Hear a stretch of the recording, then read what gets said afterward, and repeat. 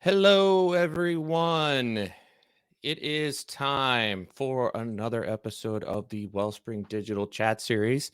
My name is John Michael Bailey. Thank you for joining us. Today, we have a friend of Wellspring, and I'm very excited to meet with him, get inside with his marketing brain, and pick out some really good nuggets of wisdom for all of you. I first became aware of Anton when he was the influencer lead for SEMrush. I, I feel like I really got to know him through his journaling of his experience getting the heck out of Ukraine when the war broke out. But I became an enormous fan, and I know a lot of other people did when he started raising money for dog and cat shelters in Ukraine, and he still is doing that. And if you would like to donate, we will place a link in the show notes below the video. So down there. So Anton, welcome. Please take a moment to introduce yourself. Thanks, John. Very nice to be here. Thank you for doing it. Okay, so my name is Anton Shulke, and I used to be a SEMrush guy for like 5 years doing it, and I think a lot of people still kind of see me and say, "Oh, how is SEMrush?" Okay, I left SEMrush about a year and a half ago, and I joined Duda, and Duda. With all this name and everything. Duda in Spanish, because I'm in Spain right now and I have plenty of Spanish speaking friends, SEO friends and non SEO friends. And Duda in Spanish means doubt. And when I just moved to Duda, everyone started asking me funny questions like, ¿Tienes alguna duda? Which means, do you have any duda or doubt, whatever you put. So, Right. but it's not that bad. So in Polish, Duda, Andrzej Duda is the president of Poland. So Polish guy, my Polish friends start making the jokes, but with Polish was much easier. I said, okay, you have a Duda president, so yeah, obviously Duda is a good word for you. Should be you voted for it. So this kind of thing. So Duda is CMS and the site builder. By the way, before I joined Duda, I thought it's the same thing, and it's not. Mm. CMS and site builder is not the same thing. Okay, but we're not talking about this. So I Well, joined we might get Duda. into it a little bit. Yeah. Okay, so CMS is basically a database, and and site builder is what is on the top, what you use to put it, everything. So, for example, Duda is boss, Got WordPress boss, but you go to Elemental, and Elemental is website builder, and CMS would be WordPress. got it. Yeah, Got it. I didn't know that either. So yeah. I did. Before, I think I knew that. I'm just gonna say that I knew that, yeah, of and course, and of just course, go of course, just go with the name. of course, you did. So I joined Duda with same kind of same idea of influencer marketing, and I guess we will be talking about influencer marketing a little bit today. So Yep. I'll leave it here. Well, great. Yes. Yeah, okay. Yeah, if you remember, if so, sorry about being No. too talkative. So yeah, journey from Kiev to eventually to to Poland and eventually to Spain. It was a kind of epic journey for me, Yes, it and was. yeah, and I remember. So when it just war just started, we were not bombed or anything, but still everyone, not everyone, but so many people just go to direct message and ask how you do. So I find it very difficult to answer.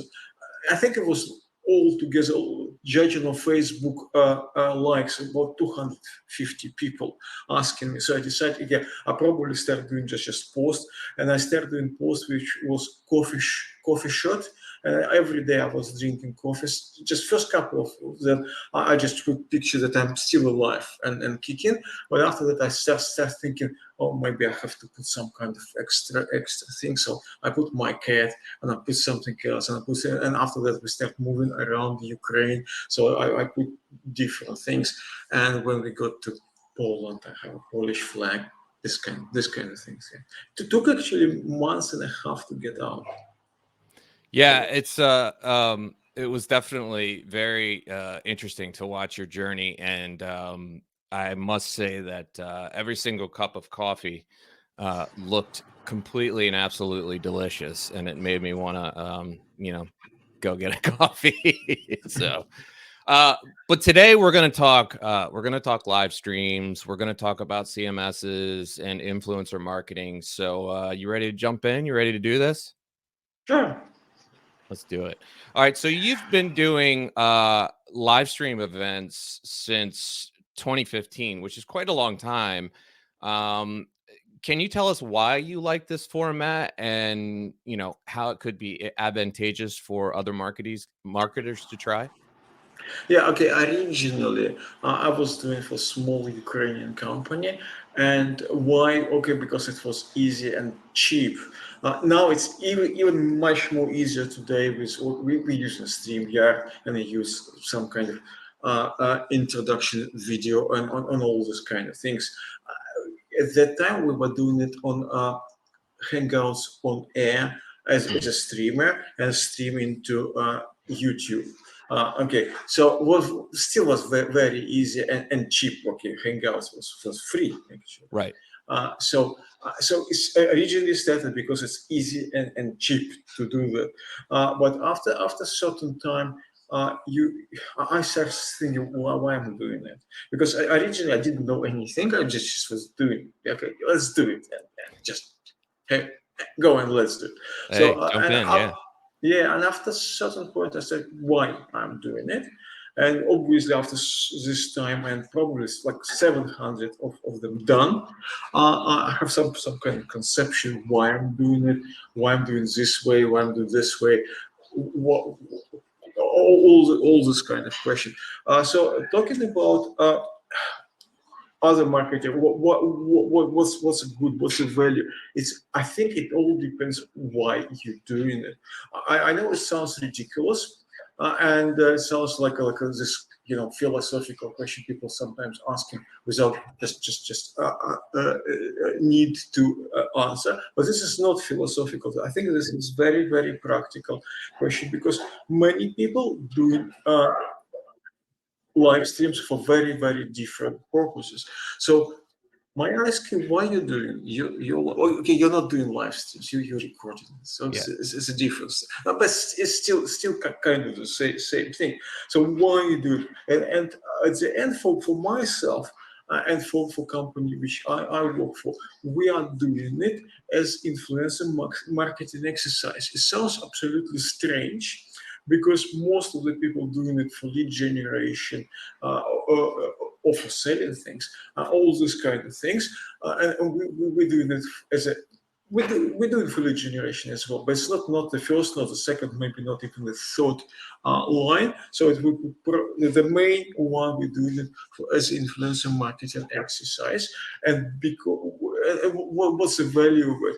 Of course, it's absolutely great having a coffee with you, sitting somewhere there. Last week, wasn't last week, before last, I went to conference to Barcelona, which is less than 4 hours drive from here. And it was fantastic. Have a beer or coffee, depends on the time of the day, with different people and talking. And it's fantastic exercise. But you cannot really do it very often because of the resources and time. I remember we were in COVID for a couple of years. We can't Right. do it at all, and obviously, if you're starting with a company with low budget, you can't do it because you just can't really travel, spend $1,000 to have a coffee with John Paley, for example. Right. But you can do it. You can do it online, and you can do it online, and as much close as to real things. Because obviously, when we do email, it's a different thing. When we do telephone calls, I actually stopped doing any telephone calls. I kind of it's a professional deformation now. If I don't see face of someone I talk, I really feel a discomfort. Yeah. So, but Right. this is because I've done so many. I've talked to so many people, and I try to use it. I try to use it to convert someone into just someone I'm doing live event with someone slightly close. I can't say friend because you can't really just within 30 minutes convert to friend, but with someone I know better and this kind of things. After that, I try to convert it into being friend, and after that, I'm trying to convert people into being brand advocates. It's how it works for me. It's why Mm, I like live stream. So I would say something really bad thing right now. So live stream as it is much less important for me. So I mean, for what's live recording, for example, much less important than the process of doing it. mm, Yeah, okay. if I can say. Sure.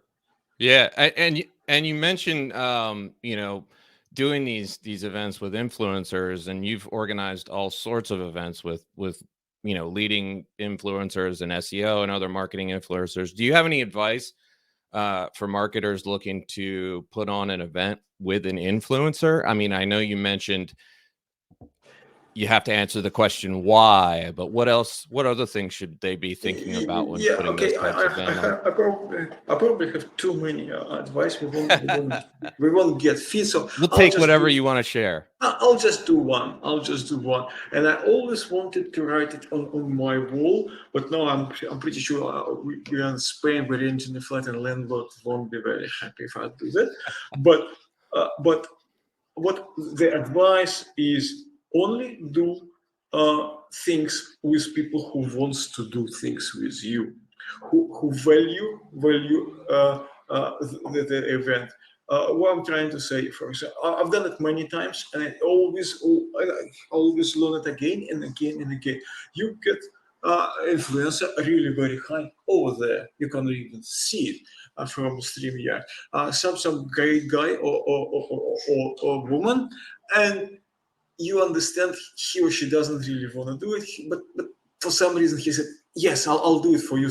Never do it like this. Never do it like this. If you can't find an angle, and your influencer, really see, okay, yeah, it's interesting. It's interesting. Yeah, I can see value. I'll do it. If you don't do it because it never works. It never worked for me. I've done, as I said, I've done probably 700 of them, and I've done many like this. It was the major mistake trying to pull. Okay, he doesn't want it. I'll pull and pull again. He doesn't want it. I still go and get him.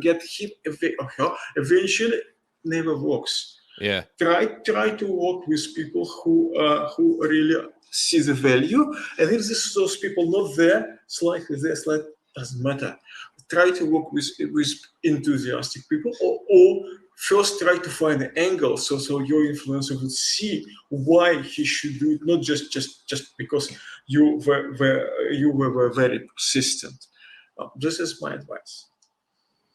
That's great advice. I mean, I can think where that would vastly improve the engagement that you have with that person, and the back and forth and the quality of the conversation itself. Plus, it seems to me that you know an unmotivated influencer isn't very influential. There are plenty of influencers, and I don't want to say influencers. No, influencers. They have audience and everything, but I've seen it many times when I start talking, and influencers say, and I said, "What do you want to talk about?" And influencers say, "Okay, this is a link. Check it. I have 5 presentation." You click, you check, and you see this 5 very dusty, well, Yeah. virtually dusty presentation, and he's done it on every single conference and everything, and now he wants to do it here because he thinks it's a different audience. You really feel he's not interested. I'm not saying every time it will be absolutely brand new presentation and everything, but yeah, this kind of thing we try to avoid, even with big names. I told some big names, no, we're not interested. I I think that's great advice. I think it'll definitely produce more quality events out there. So I I also want to pick your brain and maybe if see if you could share with us some of the more common misconceptions that people might have about influencer marketing, what it is, what it isn't, that sort of thing. Can I just start, instead of starting with misconception, I start with conception, and Okay, after that perfect. we can Yeah. easily add conception.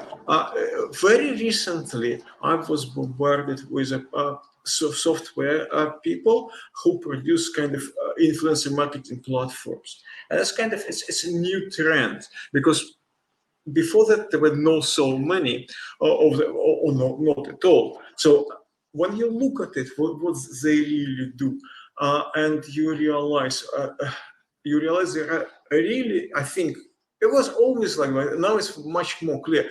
Two different trends in influencer marketing. Or I would even say a lot of people understand influencer marketing very different. Or I would think two different concepts. One is all this platform work for this one because I used to work for SEMrush. I would call one as PPC concept and another one SEO concept. So PPC concept is very popular. It's probably mainstream now, especially in Instagram, when you find the right influencer, right for you, who got relevant audience, and you selling, I don't know, you selling this, doesn't matter what it is, you selling this, you're giving your this influencer this stuff, and some amount of money. This influencer do whatever, still pictures, video, mostly video, and basically doing like something like that, and say, buy it. Yeah, Right. and that's it. And that's it. So much of influencer marketing is like this. When you're talking to people, most of people I talk to right now, they think this is influencer marketing. And I'm not saying it's not. I'm saying this is one approach. And Right. as I said, I would call it PPC approach. You pay, you get influence. You don't pay, that's it. Finished. Right. Gotcha. Yeah, it's like PPC works, isn't it? I always were kind of evangelist of very different way of doing things, which I call SEO concept. SEO means it's long, so before you get result, it's plenty of work before you get result. But when you get result, it probably stay much long. Sure. So kind of, it's not free. We know it's not free. Our time is not free, and efforts and other things. It's not free. It's not like one is free, another. But you know this. It's like SEO and PPC. So my idea, as I already mentioned, is to get to know you. After that, trying to, sometimes it doesn't, but most of the time you're trying to befriend people. You choose people who loves your product, loves your, for example, who use SEMrush at that time, or who use Duda, who wants, or who loves. People who hates your product, just don't. It's another good actually advice. People who hates your product, just don't waste your time, because you'll be wasting your time and your influencer time. It will never work. Okay, so this way I'm doing. It's not like I can say it's my way, because obviously a lot of people doing it this way. So you build up a relationship, trying to build up long-lasting relationship. Right. I'm not saying you never pay money. I never says, because obviously influencer, like everyone else, they have to eat. So they do need money. So you trying to arrange things, but it's not like a trade. So, for example, I have to say we never paid for webinars. We just never paid for webinars. I was even our legal were even surprised at a certain point, because she came to say, okay, how much do you pay your participants, and where is the papers? We don't pay. Said, no. Which goes back to No. your point about them wanting to do it. Yes, but because it's a safe value, we give them exposure. We give them exposure for audience maybe they won't get. We try to help them in some other things, and so. But of course, sometimes you have to pay money. Yes, yes, you do. Yeah. How it works. So this is about two very different concepts, and Misconceptions, there are plenty of misconceptions within those, or when you try to mix one and another. So you try to do PPC, but you don't pay, and you think it's SEO. So, for example, this. But there are so many misconceptions, and it's not about influencer marketing. It's just general. So a lot of people think everyone wants to know what is their company doing. Right. Yeah. And they bring influencers and say, look, we just introduced, I don't know, this feature. Right. Okay, great. So it doesn't work like this. So you have to really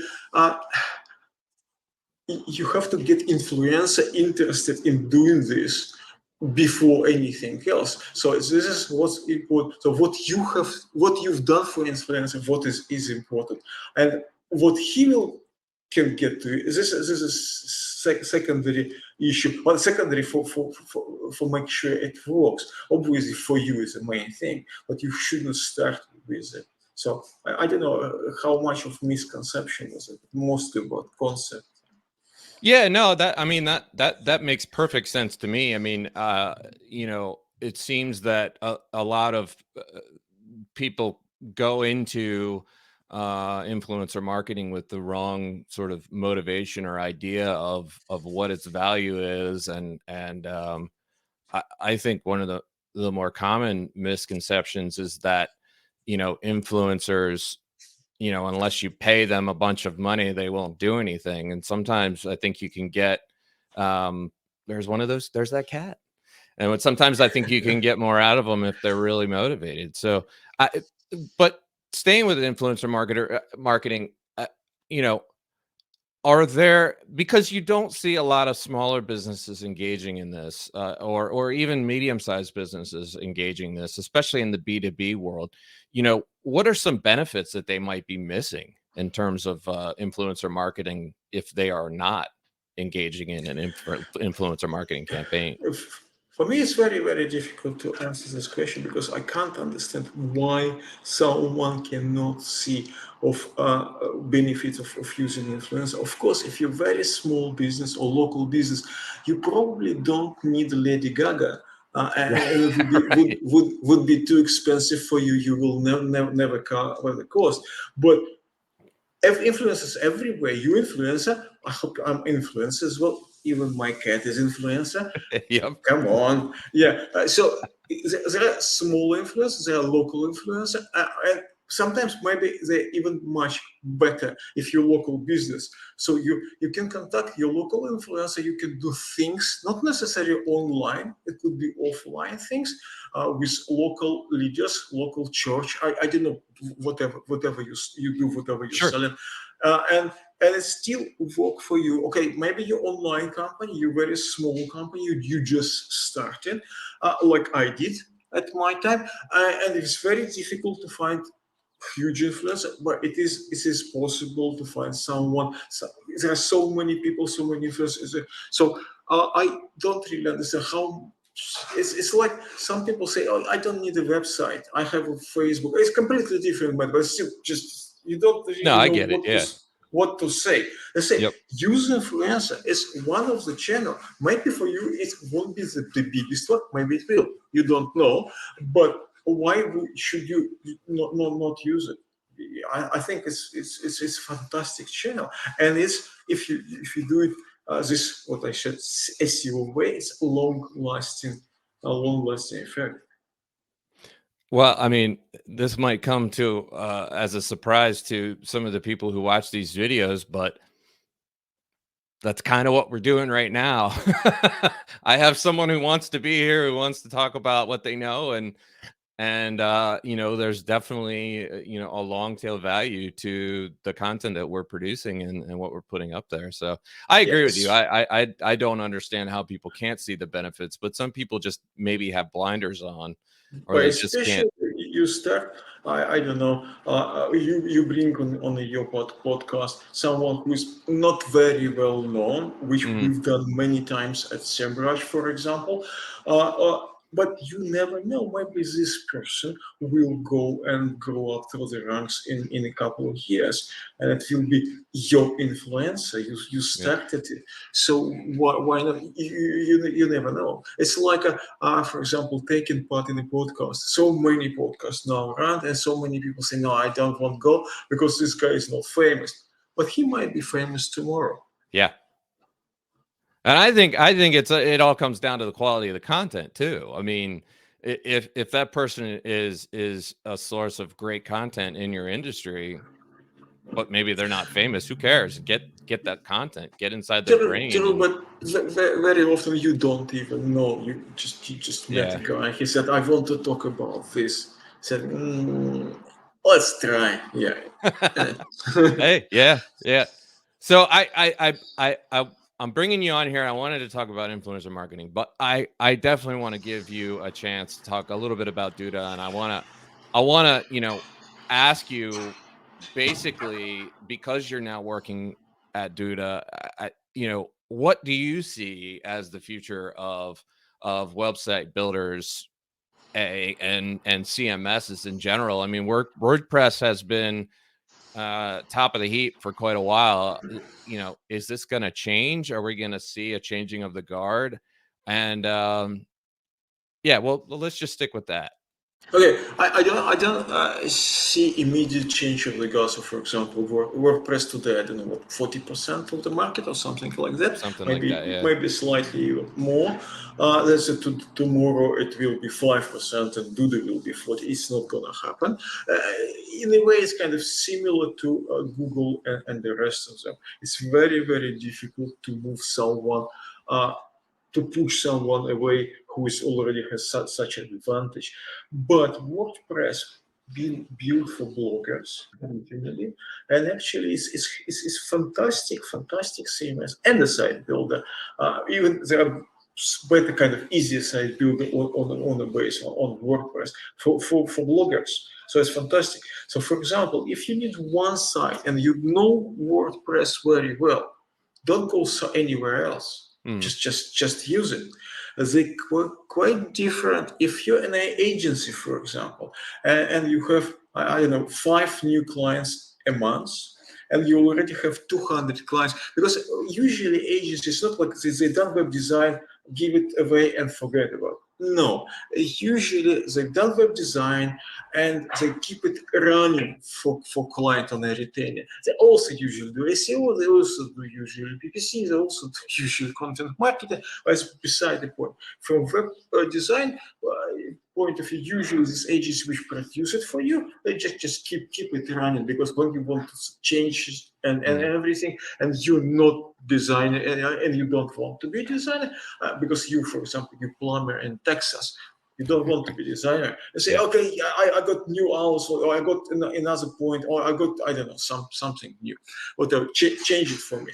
So at the end of your agency, and you have, I don't know, already 100 clients, for example, here WordPress needs maintenance. Everyone knows it because of third-party plugins. So third-party plugins could be outdated, could be security issues and everything. So you have to do it every month. I talk to agencies; they usually put 1 hour, maybe some agencies put 2 hours for maintain for one WordPress site. If you Right. have one site, 1 hour a month makes no difference, no problem. If you have 100 or 200, then you as an agency, you need to employ extra person. Sure. But Uh, yeah, no, go ahead.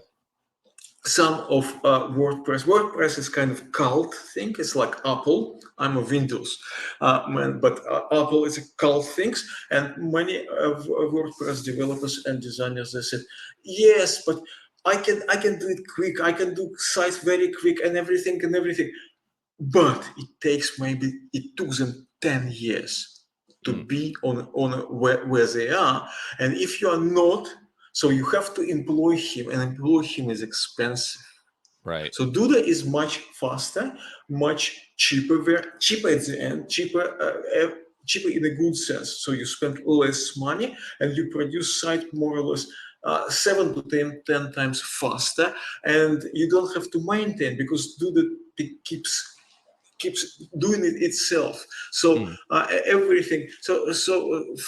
From this point of view, Duda is for agency who can scale in terms of produce more clients. So if you in this route, you would be better to stay with Duda than the WordPress. If you're doing one site a year and it's very complicated site, maybe you should stay with WordPress.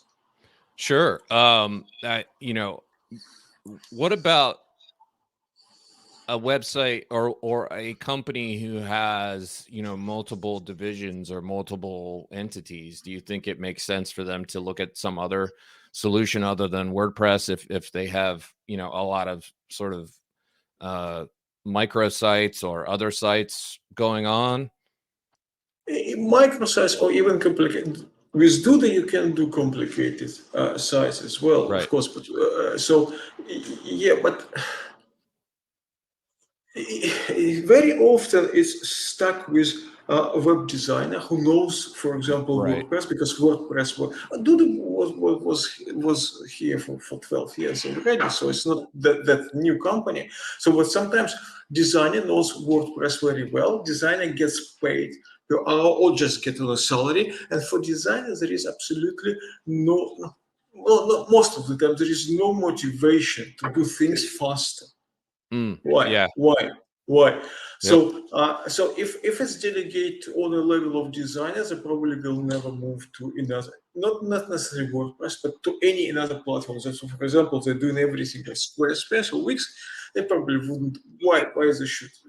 But if you go on to level of C-level or I don't know, chief executive or owner of the agency or company, it might make sense. But obviously, I can't really just genuinely say, hey, everyone should go to that. No. Sure. No, and I appreciate you saying that because, you could easily come on here and say, no, Dude is the best and everybody should use it. And it's, across Duda the board. is the best on core web vitals. If you go to Google Data Studio.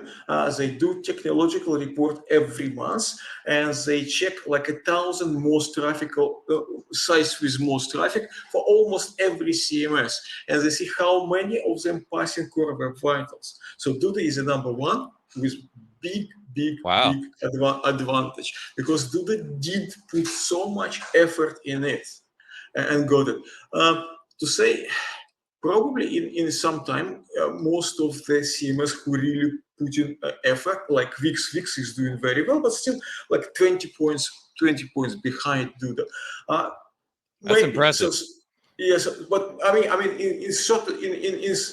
a year or maybe 2 years, I don't know. They will get there. Everyone will get there. But right now, Duda is a champion. So this is I can be very proud and say yes. Duda may be not number one in terms of market value and everything, but Core Web Vitals, yes, Duda is a champion.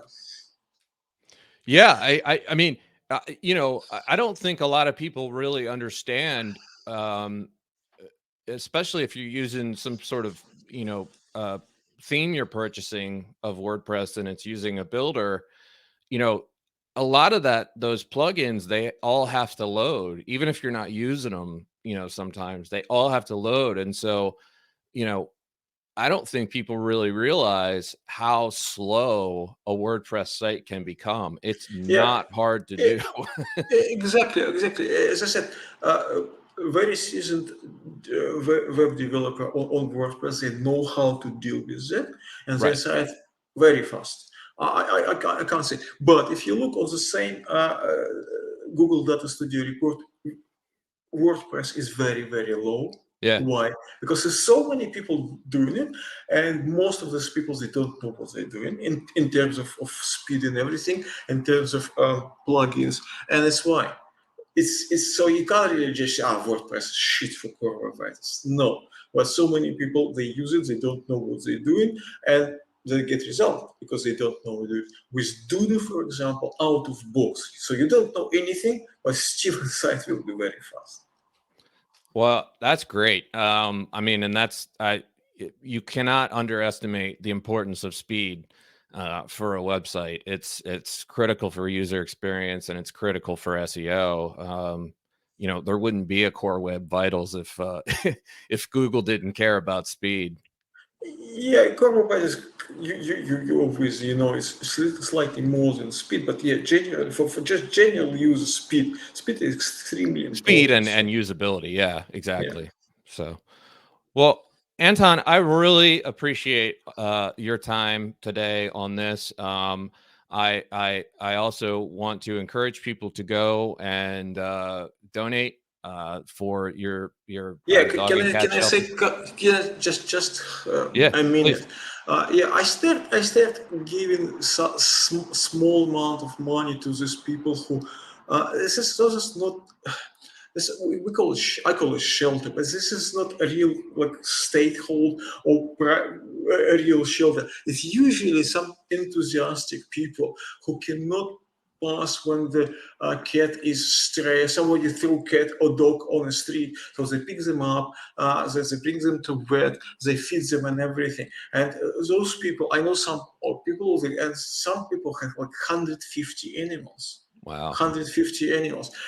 Before the war, they were all live on donation. So people just sending them some small amount of money. Sure. Me too.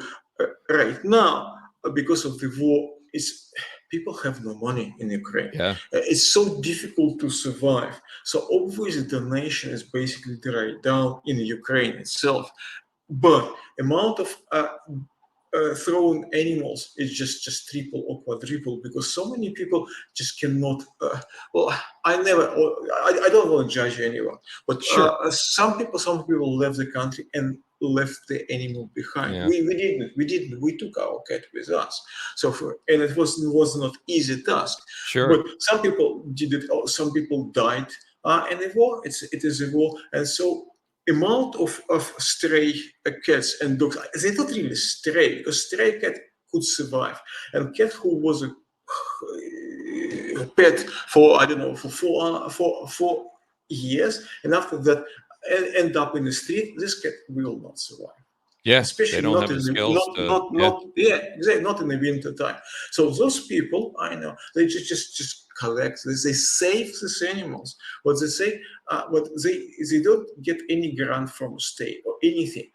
And right now amount of money donated is really dried down. So what I'm trying to do, I'm trying to say, hey guys, for you, uh, I use a site called Buy Me a Coffee.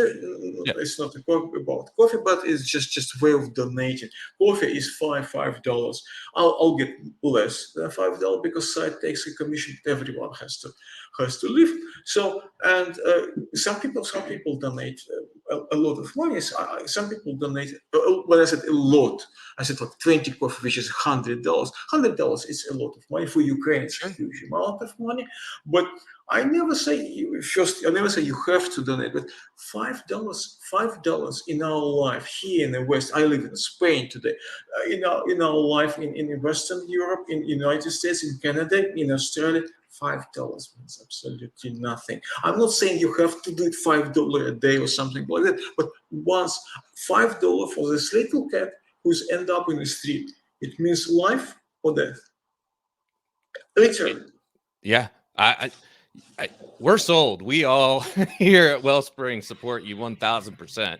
And I will definitely make it very clear, obvious, and easy for people to donate in this post and Thanks. when we share the video, because I thank you for doing that work, because that's something that often gets forgotten in a situation like this. So yes, make sure to make as much noise about that as possible and get as much money to those people as possible, so, and for those pets. So, well, Anton, thank you so much for doing this, and